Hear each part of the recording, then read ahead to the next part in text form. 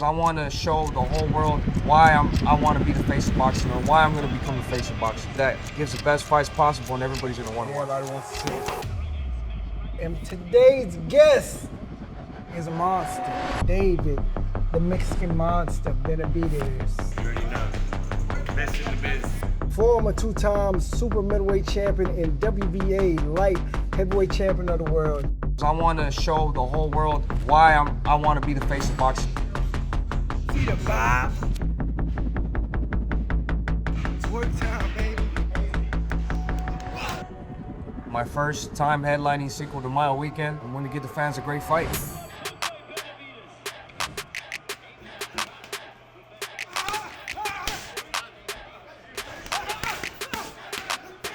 You ain't training how long? You fucking doing great in me.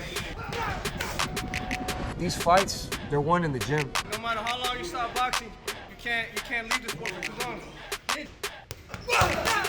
You got like 10 rounds already, bro. You about to make a comeback. Some good work, bro. Hey, listen, man. Cinco de Mayo, that's what we set on. Cinco de Mayo is my brother Benavidez do his thing. Ramirez, you ready, man?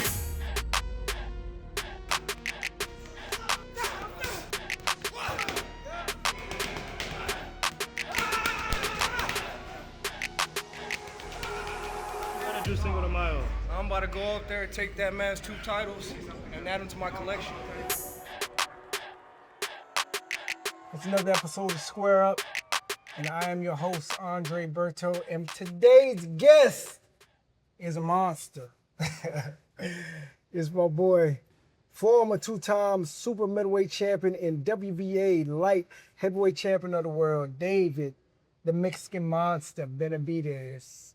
Appreciate you for coming, my man. How you doing? I'm doing good, man. Doing great, yeah. You know, you got a big one coming up, man. How you feeling? How's camp been going? I know it's a little early right now, but I know how you like to do. You like to come in camp early, so I get it in. How you feeling? I've been feeling good, bro. This is a big fight for me. This is another big step for my career.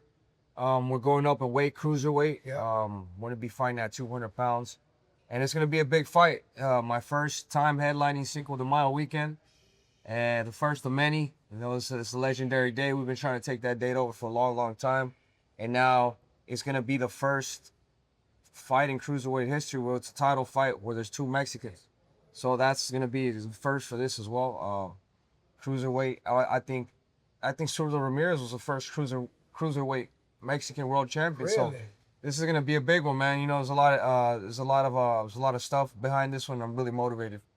Yeah, man, you guys are fighting for 2 titles for this one, too. That's how big it is. Yeah. You guys are fighting for 2 titles, and I heard as well, actually, I've seen that you guys used to be sparring partners, too. So you sparred them before, so you already know what you're looking at. Yeah. How long ago was that, though, that you guys sparred? I know Zurdo Ramirez actually got him ready for his first world title fight against Arthur Abraham. So that was my first time sparring him. I think I was 17 years old, and we sparred from 17 all the way until I was like maybe 23 years old. Really? The last time I sparred him was at Brick House Boxing. And I always knew, you know, one day we'd fight. I knew it'd be a fight of a big magnitude. I just never thought it was gonna be at cruiserweight. I thought it was either gonna be at 168 or light heavyweight. But you know, right now, you know, it's good, man. You know, I'm very excited for it. I'm saying, but you guys, of course, you've been in the ring with him now. Do you already see some holes in his game? Yeah, there's already going to be able to expose. So just from what I exposed from him in those sparring sessions, I know a lot from him. Yeah, how do those sparring sessions go? When they were great sparring sessions. I'm not gonna lie. You know, I'm gonna say I got the best of them. Yeah. If you ask him, he's probably gonna say he got the best of him. You know what I mean? But well, you know, I got the best of him. You know, I know that for a fact. But everybody who saw those sparring sessions, they all knew that it was a championship sparring sessions. You know, if we wanted to, we could have sold those sparring sessions and made money off of that too. So I'm just very excited for this fight because it's gonna be a big fight. He's gonna come ready. I'm gonna come ready. You know, and then I'm gonna give the fans a great fight. You know, a great Mexican showdown. Yeah. So you're looking forward to this one right here. It's gonna be another, classic face-off like you guys were doing in the sparring session. So when it comes to Cinco de Mayo, I was just talking to you a little bit earlier today how big that is, bro. You know what I mean? Of course, it's always been a date that Canelo had. Do you feel that this is like the new changing of the guard, bro? Because like I'm saying, this is major. Of course, the fight is big, but just the fact of just fighting on this day and really trying to just secure, your position as being that fighter that all Mexican fighters, all Mexican people, they want to see on Cinco de Mayo? Yeah, and honestly, it goes even more than that. I feel like I just want to be that fighter that people love and enjoy to watch. When I grew up, there was an era where everything, we'd get invited to the family member's house or a friend's house. We have a barbecue. Oscar De La Hoya would be fighting, or Roy Jones. All the Mike Tyson. Well, I was too young at that time, but what I mean. But these were just special moments. Manny Pacquiao. I remember these fights. These are moments where you were glued to the TV and you couldn't, even if you wanted to go to the bathroom, you wouldn't go to the bathroom. So I want to be that type of fighter that brings back this type of excitement, and that's what I feel like I've done. And this fight, I'm going up in weight. This is gonna be a third weight class. I'm gonna win titles in, and I don't want to just have a regular victory. I really want to go in there and I want to put a beating on Zurdo Ramirez. Not only because not that about anything against him, but because I want to show the whole world why I want to be the face of boxing, or why I'm going to become the face of boxing, because I'm going to be that boxer, that fighter that gives the best fights possible, and everybody's going to want to watch. Everybody wants to see. When you moving up the cruiserweight, did that shift the focus now, not on the Canelos and things of that nature? You really trying to carve your own path now? Yeah, definitely. When I said back then that I forgot all about, I'm forgetting all about a Canelo fight, I meant it. I don't think I'm going to fight Canelo. If it happens, I'll be really surprised. Yeah. But I still think it could happen. But that's why, I'm calling out the other big names. Canelo's not the only fighter there, and I can make an even bigger name for myself once I go through Beterbiev, Bivol, and Zurdo Ramirez. So this is just for me. I'm always gonna need a person to fight. And Canelo's not the only guy in boxing. I think with these types of performances I give the people, I think whatever fight I'm gonna be in, they'll enjoy whatever fight. Yeah, it seems like that's the crazy thing about it, right? I don't know if he just doesn't like you or something for some reason, because that was always the thing. I don't want to fight another Mexican fighter. Yeah. Then you see him fight what's name, Munguia. Mm-hmm. So and then he fights people like Berlanga that have done nothing. You know what I mean? Yeah. So do you think it's more like a personal thing? He doesn't want to, try to shine that light on you just yet, because he knows how excited you are, how dangerous you are. I think he knows how dangerous I am. I think he knows how bad I want this. I think, there was a time where he wanted to come up and take everything over. Yeah. And he knows that that's how I feel right now. So he knows that's a very dangerous fight. I don't know if he's 100% confident in himself, but I am. You know what I mean? So I'm ready for whatever comes my way. Oh, I already know what time it is. So what's next after this? After this fight here with Ramirez, of course, it's going to be a tough fight. But say everything goes well, what is David Benavidez's plan, or the team's plan? Is it going to be Bivol? Is it going to be like Beterbiev? That's going to be next on the plate. So we've been waiting our turn in line. You know what I mean? I've been the #1 contender to fight for the belts at 168 and at 175. Yeah. So right now, I could have took a tune-up fight, or I could have took an easy fight. But I said, you know what? Instead of waiting again and again and again and again, I'm gonna go up and try to, there's an opportunity I can fight for 2 belts. So I just take it one fight at a time. Not everything. We think that something's gonna happen after fights, and then it never happens. So I'm gonna just take it one fight at a time. If there's more opportunities at cruiserweight, I'm gonna take those. If we could get a fight immediately with Bivol right after this fight, I'm taking that, because that's what I've been waiting for. And that's the thing with you, man. I feel like sometimes you get frustrated with it. Yeah. You get frustrated because you called all of you guys out. You see excuses, and you see excuses here, you see excuses there. Right now it seems like you're just in a place like, hey, man, I feel like I'm the guy, and I just need to continue just proving it, so whoever's in front of me is just gonna get it. Yeah. That's pretty much where you're basically. And then I just want to, I want the fans to be excited for, when I fight. My game plan is, if I could have the next 3 fights just like how I want them, I'd rather Zurdo Ramirez, Bivol, and Beterbiev, and Beterbiev. Right. I want to go straight into back to back. Back to back. I don't want to wait for nothing no more. You know what I mean? I've been professional 13 years, 12 or 13 years. You know what I mean? Once you get tired of waiting. You know what I mean? And then I feel like I'm in the prime of my career right now. 29 years old. Right. I feel good. I'm motivated. I'm ready. I'm hungry. Yeah. And I want this. Yeah. So with with Bivol, I heard that you sparred him before, right? You sparred him. Yeah. And Beterbiev too. I never sparred Beterbiev, but I sparred Bivol. Yeah. So you already know what's looking like. Bivol is a good fighter. He's a sharp fighter. Super sharp fighter. But the thing I've always said about myself is that once I get in there with a good fighter, a great fighter, I get even better. Yeah. Because I love the sport so much. You know, I love the competition. Yeah. And you know, once you're like that, bro, you need a dancing partner to take you to that next level. You have to. So when I was sparring with Bivol, bro, Bivol was a great fighter, great jab, great right hand. But the last time I sparred him, you know, we were letting everything go. He was trying to knock me out, I was trying to knock him out. And I ended up catching him in the last round. How long ago was that? This was 2020. I was 22 years old. This was when I just came back. That was on the undercard when I fought Earl Spence and Mikey Garcia. Okay. So that was during that time. That was over in Texas too. Yeah. That was a while ago. So that was the last time I sparred them. But like I said, bro, these guys, I never say this to be like, oh yeah, well, I know for a fact I'm gonna beat these guys. I have 100% confidence in myself, but I put the work in.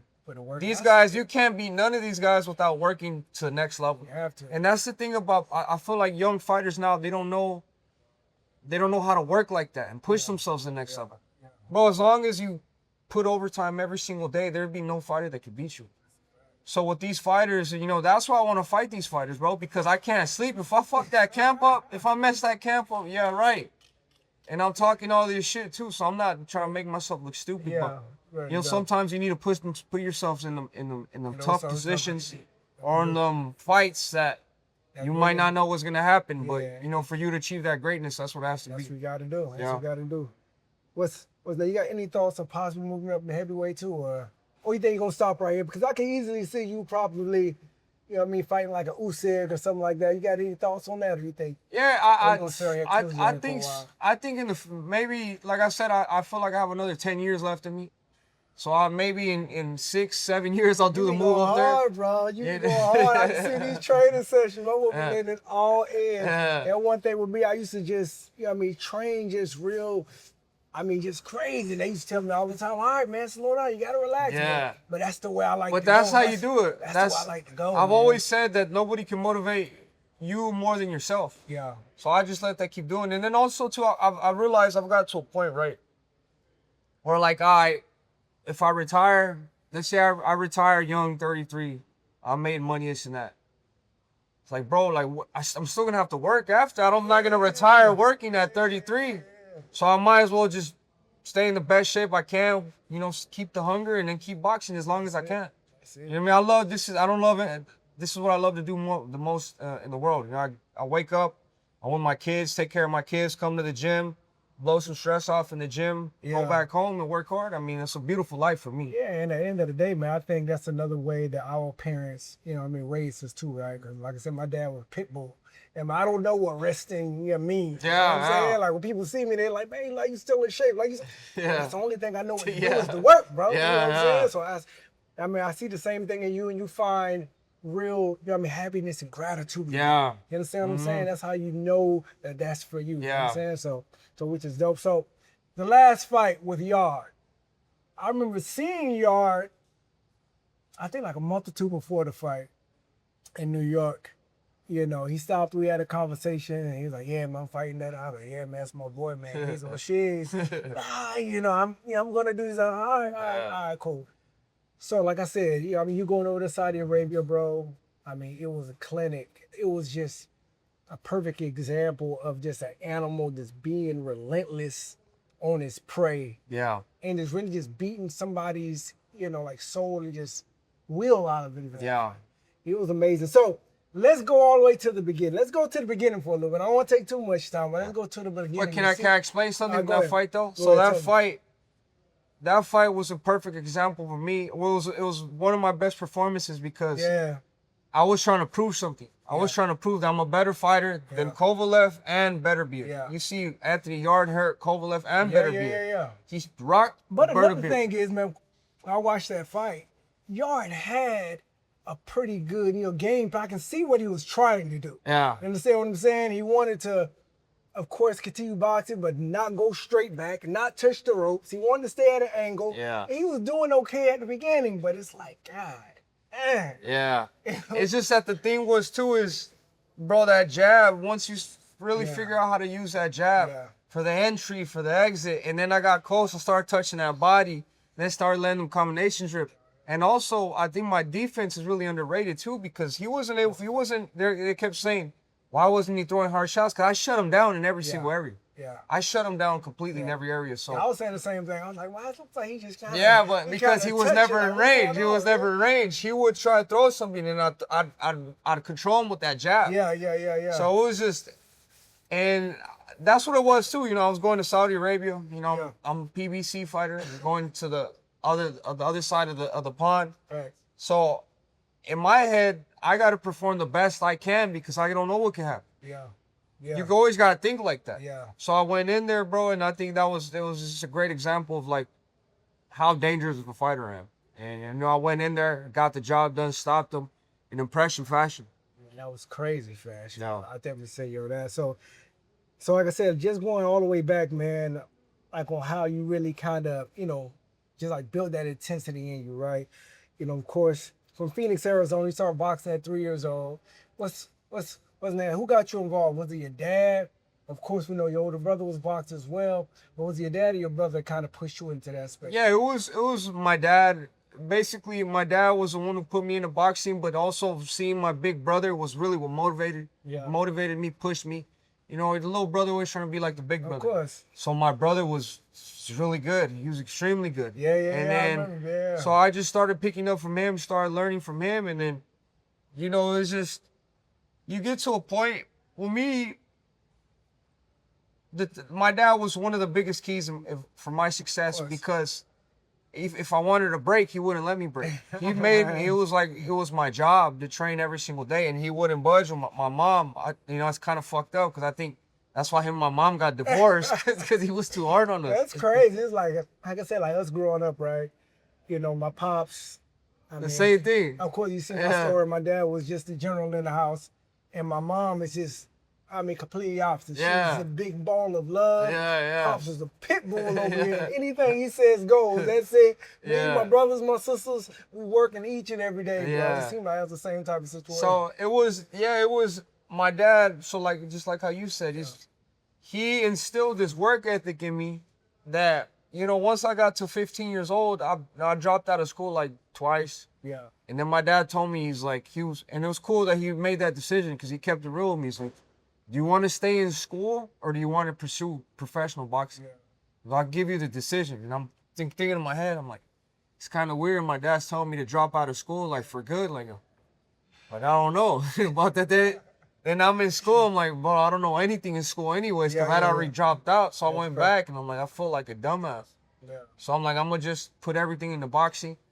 And then, you know, just my dad, bro, he's always financed everything for us. He's been able to take us to the best gyms in every city. You know, Phoenix, Los Angeles. We went to Oxnard for a while. We went to a lot of good places and got a lot of the good sparring. That's what got me to the level I'm at today. I would go to every city, find the best fighter, spar the best fighter, and that's really what brought me to the next level. So my father and my brother, they're one of my biggest inspirations. But did he used to box? Hey, Pops, did you used to box, Pop? Nah, he never boxed. So what he explained to me, he was, you know, he grew up in gangs. He grew up in the streets, California. Sometimes when you live that type of lifestyle, you become paranoid that anything could happen to you and you might die anytime. So what he said that he was trying to make us tough, you know, and he's always, you know, a lot of Mexican people were fans of boxing. So I think that's how I picked it up. I do admire my dad because back then they used to have the VCR tapes of the title boxing to learn how to. I remember my dad watching them. I'd walk in the thing and he'd watch the whole set, how to throw a jab, footwork. And then he put it together in his head, and then he taught us. And he taught us one thing about him, man. That's one thing about him. I just got finished talking to him. We had a little conversation. You know, he was telling me, like, man, you know, for a while, I felt kind of bad for the kids, man. I felt like they didn't have, like, a childhood because I pushed them so hard.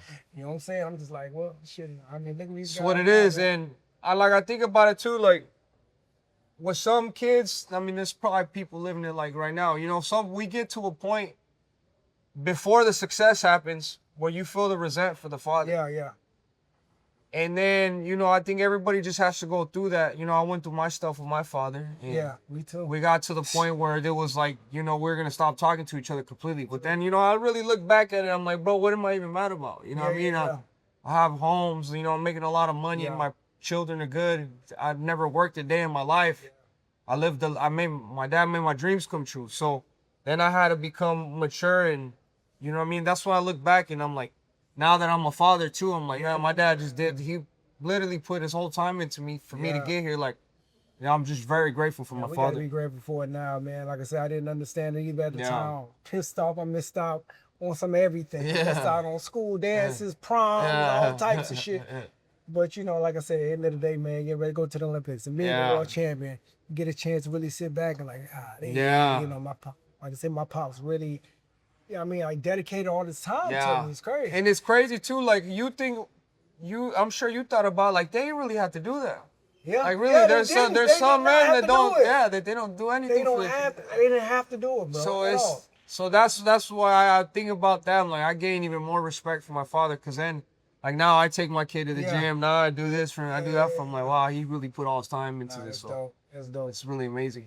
All right, so at 12 years old, they say you got up to 250 pounds. How, David? How you got up to 250 at 12? And after that's when you kind of went back into the boxing. So this whole time, so like I told you, my parents divorced at 6. So I had trained this whole time. My father ended up going, my brother was going to turn professional and he went to train at Wildcard with Freddie Roach. Yeah. So, I mean, I had to go to school, you know what I mean? So I moved with my mom.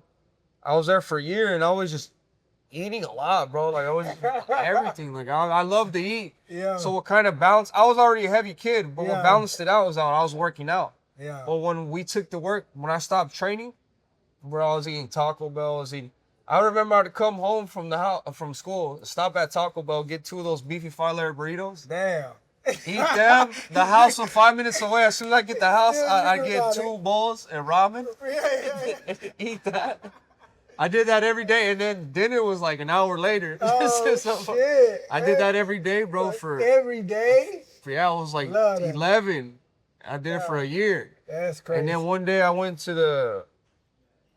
I came back home from school, and I swear to God, bro, I walked in the bathroom, and I looked at myself in the mirror, and my face was like that. I'm like, oh my God, like, I don't even know who I am, bro. I'm like, what the fuck?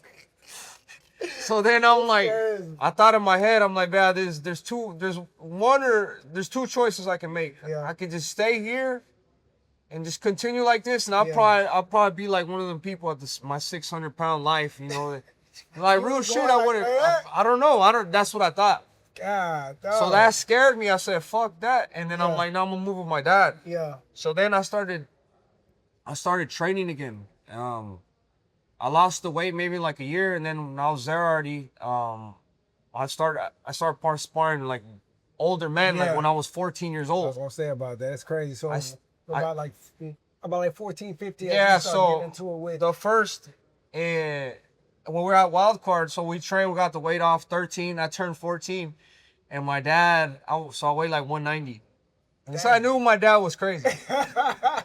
Bro, I was 14 years old. I mean, I was tall. I was like 5'8", 5'9" at the time. Yeah. And he puts me to spar some black dude, bro. He weighs like 250, bro. Big, bro. Big dude. And you know me, I'm like, damn, bro. Like you know how when you're a little kid and you see a grown man, you're like, damn, you might hit hard. You know what I mean? Right. So I'm like, you want me to spar him? He's like, yeah, well, I'm gonna put you in there if you want to. It's up to you what you're gonna do. I'm like, fuck. I mean, I guess. But then that's always like what this is another part I forgot to mention. What always motivated me too is when I went in there, and my brother and my dad would tell everybody that, Jose is good, but we have another one that's even better because I had been boxing my whole life already. Yeah. But when I get there at 250, they look at me like, fuck, this fat kid right here. So everybody will laugh at me. And that really pissed me off because imagine you spend your whole life training and then nobody believes in you. Nobody respects you. So I had to go in there, and the first sparring session I had with that dude, I beat the shit out of him. With the black dude? The black dude. And then I ended up sparring Virgil, what's his name? The guy that fought Roy Jones. Virgil. I know you're talking about Virgil. Virgil Hill? Virgil Hill. He used to Really? train there. Yeah, he used to. That was the first professional guy I ever sparred. Really? I was like 14 and a half. I sparred him, and he actually told me, he's like, you're going to be world champion. Really? Yeah, and yeah, it was dope. So that was the first. He was older. He was like maybe like almost 50. Yeah. So we'd work. We wouldn't really work too crazy, but he told me this. So that was really cool. And then after that, I sparred Latif Coyote. He was the champion at the time too. I sparred Kelly Pavlik. So every time my dad would put me to spar these people, they were all champions. God, When I was sparring Peter Quillen too. this guy just like my dad, bro. I was So then crazy. it would motivate me in my head. Yeah. I'm like, all right, I already sparred one professional, not even a professional, world champions. Yeah. So then we'd go look for more. Kelly Pavlik.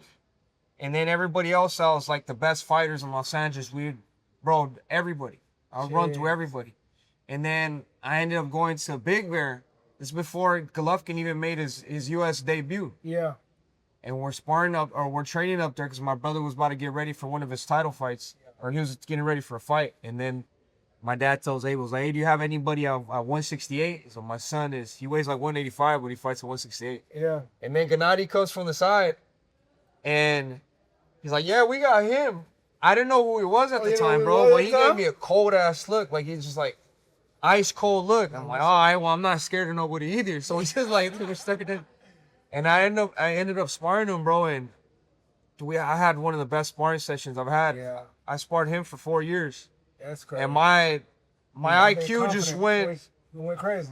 that's why I'm the type of fighter I am today, because I had to learn from early, guys. bro. When I sparred Golovkin, those are real fights. Yeah, over He fucking hit hard. Even, He hit even hard. back then, even when you were young, he was still trying to.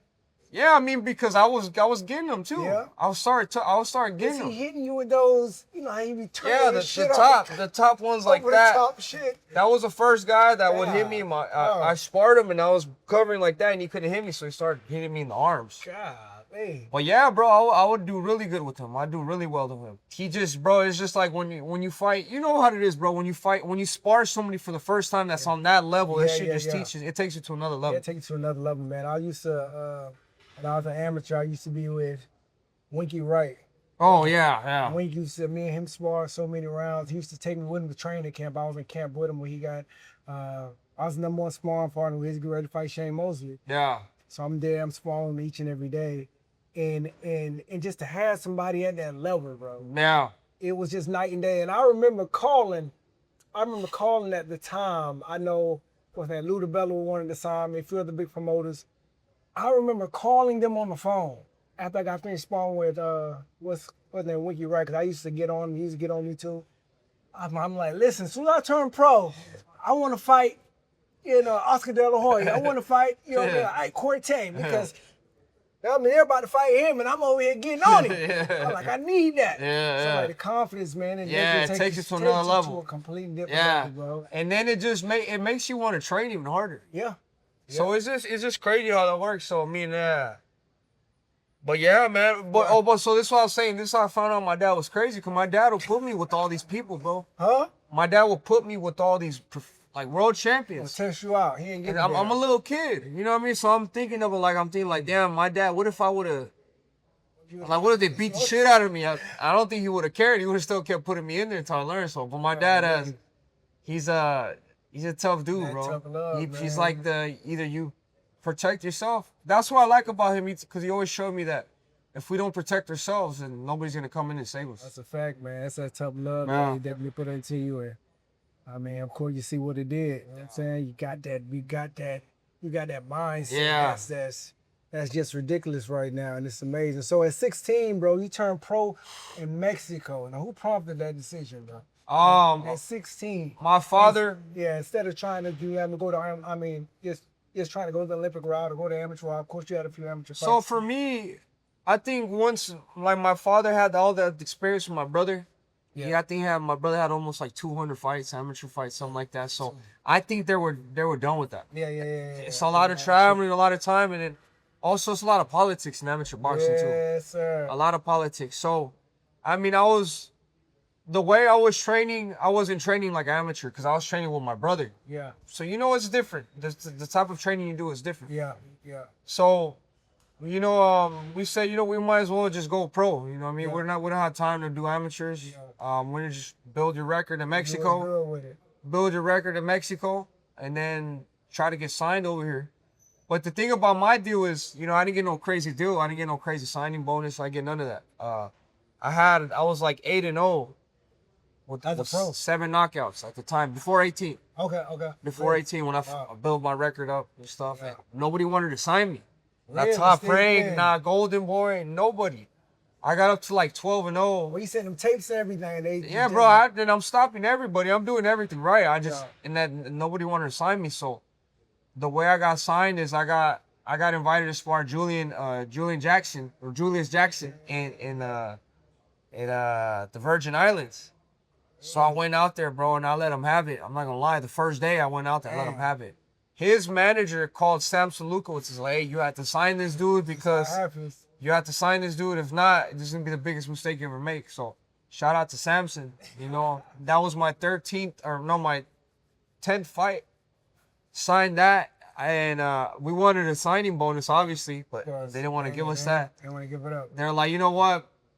We're gonna give you hard fights, and we're gonna pay you more the harder the fight gets. Hey, put this in the tough road, boy. You gotta prove yourself. So I'm like, fuck it. Like, shit, I'm ready. Let's get it. Go. So then I really started making a name for myself. The one fight I really made a name for myself was I fought some guy named Philip Jackson in California. And it was a good fight. I was 14-0 with 13 knockouts. He was 16-1 with 15 knockouts. God. So this was like my first test. Shit. And I laid his ass out second round. And then just from there, bro, just the motivation kept going up.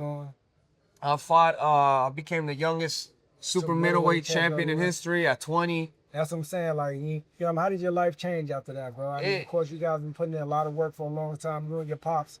Just taking that hard road to really get up there. Yeah. How did your life change? It changed a lot, bro. It's just, just being able to do more stuff. Also, when you start to make more money, you start to get into yourself into more problems. You know what I mean? But I think as a man, if you're able to look at that and learn off of those mistakes, you're able to achieve more, if you learn. Yeah, of course. If you don't learn, then you're fucked. Of course, you know what I mean? Like in 2018, you went through a situation that you went through. You know what I mean? What did you learn from that, bro? Like, of course, you being so young, and I did the same. I got into a lot of shit. Once a lot of the money came, once a lot of the other stuff came. So, you know what I mean? Like, what did you really, learn from that process? What did you learn from that point? Because it was everywhere. So what I learned from that is you can really destroy something you took quick that you took your whole life to build. Quick. So I had lost everything, bro. I'm That like, shit's fuck, crazy, bro. I'm like, bro, I literally worked my whole life to get here, and it's just, I think you just learn the severity of your consequences. That's a fact. Learn to not do stuff like that to put your career or your money in jeopardy. Yeah. And then just, learn to grow, bro. You know what I mean? Just be more mature. You know what I mean? And yeah, man. That shit that fast. Shit can go fast, man. So after that situation, man, you went on a hell of a run, of course. Yeah.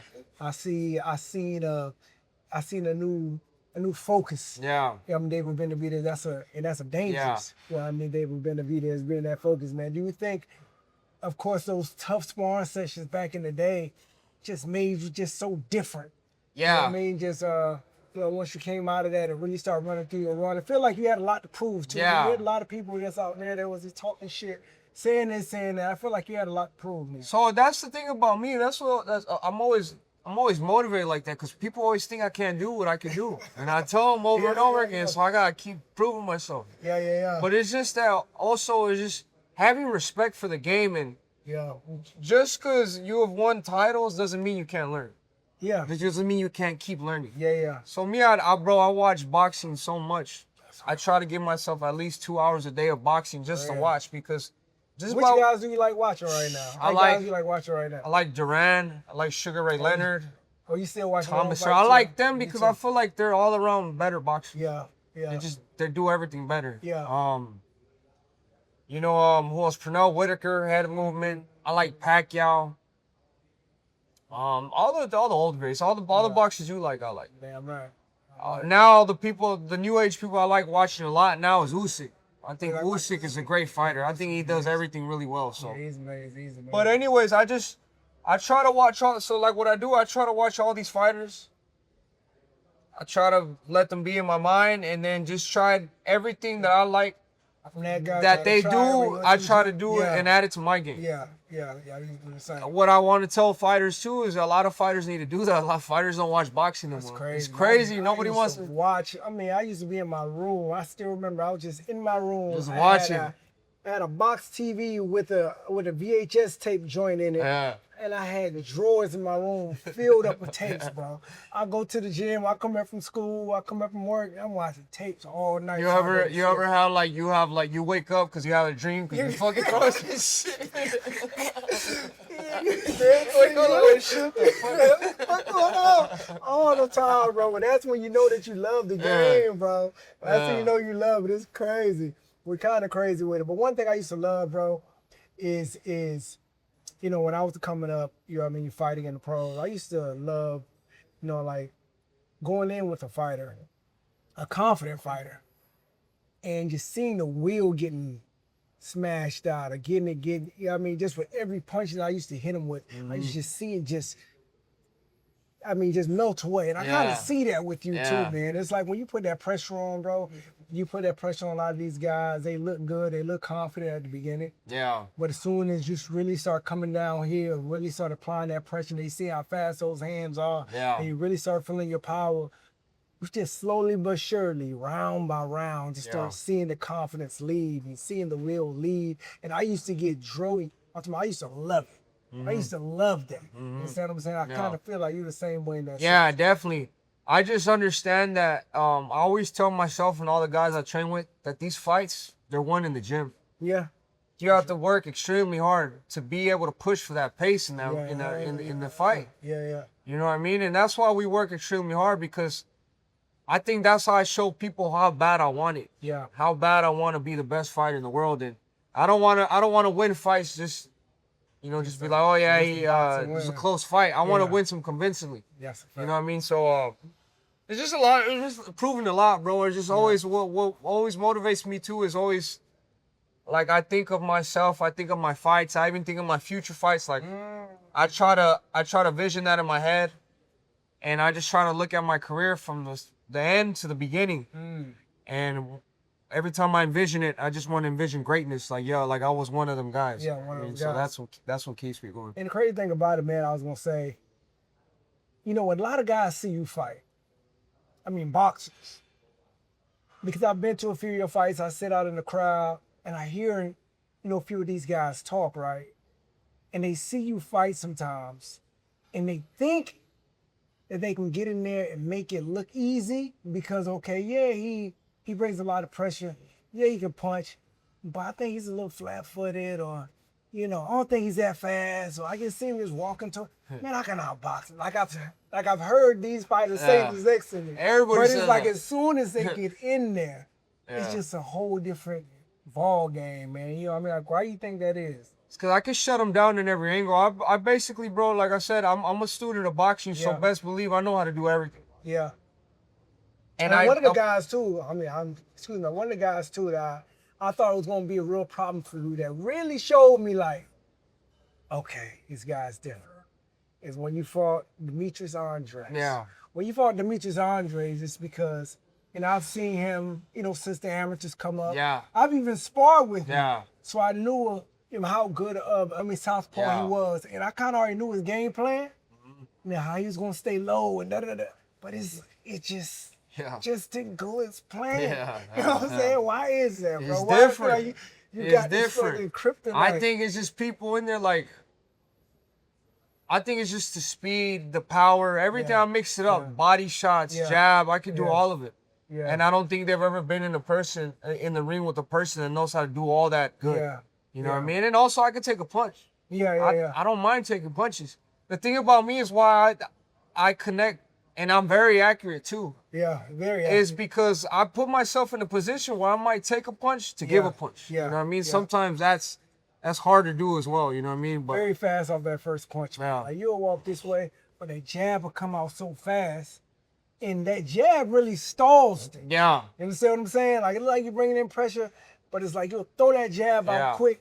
That jab will hit him and it'll almost stall him. That's when that machine goes. so you'll see right now that this is one of the most important jabs in my one of the most important weapons in my arsenal. You'll see how I work the jab, and you'll see that. So that's why people they can't get to me like that, because the Yeah. speed on this jab is crazy. Yeah. And I'll show you. Right?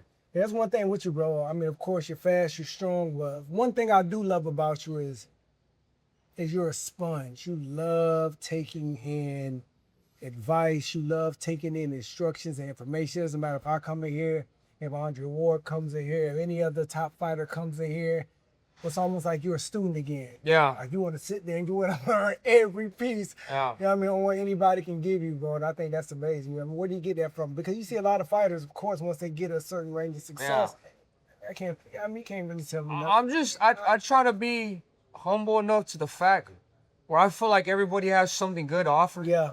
And it's, imagine, bro, you got like, 25, 30 years?